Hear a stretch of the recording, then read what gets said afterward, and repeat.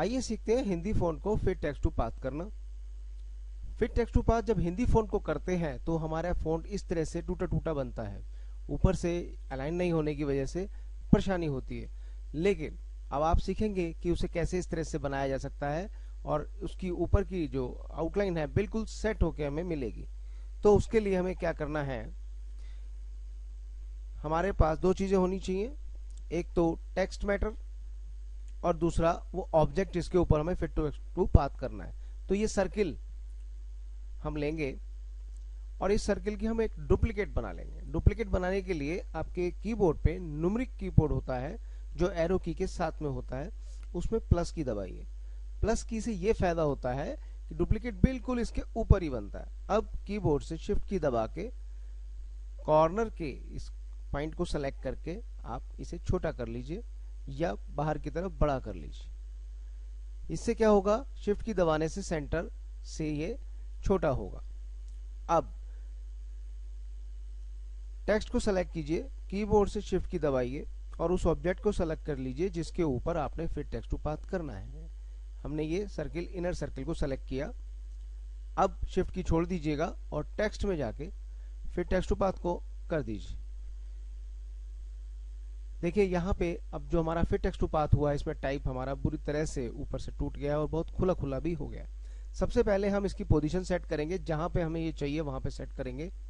तो distance from path में जाके इसे थोड़ा सा ऐसे सेट कर लिया हमने। अब एक काम कीजिएगा, पहले तो इस टेक्स्ट के बीच के गैप को हम सेट करेंगे। तो कंट्रोल की दबाइएगा कीबोर्ड से और इस पे क्लिक कीजिएगा एक बार और फिर दूसरी बार। अब ये टेक्स्ट सेलेक्ट हो गया है।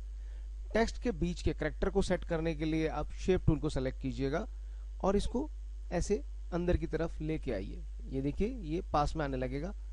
उतना ले आइए जितना ये हमें अच्छा लगे और ये ज्यादा दूर दूर तक नजर ना आए। थोड़ा सा और कर लेते हैं, ये ठीक है हमारे लिए।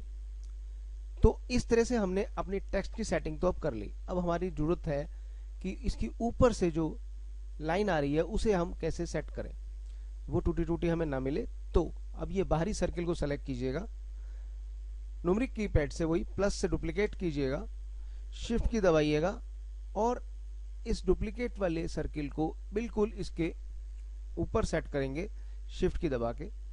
ये देखिए सेट हो गया। अब हम इसकी विड्थ को बढ़ाएंगे, इसकी आउटलाइन की विड्थ को बढ़ाएंगे। तो लाइन टूल में जाके आउटलाइन पेन, ये हम लगभग 2 कर देते हैं। आउटलाइन विड्थ बढ़ाने के साथ साथ स्केल विद इमेज जरूर करें। स्केल विद इमेज हमारा ये काम करेगा, जब लोगो बन जाएगा और कभी हमें छोटा बड़ा करना पड़ा तो इसकी आउटलाइन जो ये हम बना रहे हैं ये भी उसी हिसाब से छोटी बड़ी होगी, हमें बार बार इसे सेट नहीं करना पड़ेगा। अब ये सर्किल हमारा बन गया है।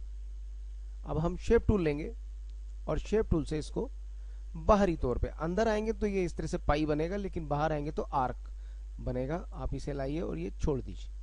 यहाँ तक ये सेट हो गया। अब इसको लाइए ऐसी बाहर बाहर से माउस को लेके आइए और यहाँ पे इसे छोड़ दीजिए। अब हमारा देख सकते हैं कि ऊपर से ये अलाइनमेंट बिल्कुल सेटल हो गया है। अब हमें बस इतना ही करना है कि प्लस करते जाना है, डुप्लीकेट बनाते जाना है और शेप टूल की सहायता से इसकी टॉप लाइन को ऐसे मेंटेन करना है।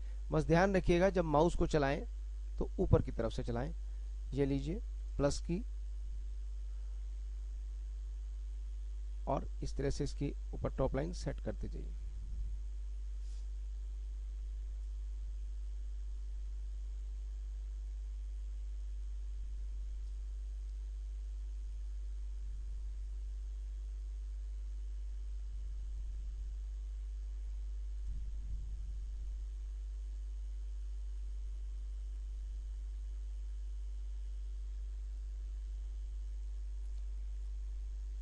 तो आप देख सकते हैं इसमें ज्यादा समय नहीं लगता है और आपका लोगो बहुत ही परफेक्ट ढंग से बन के सामने आता है।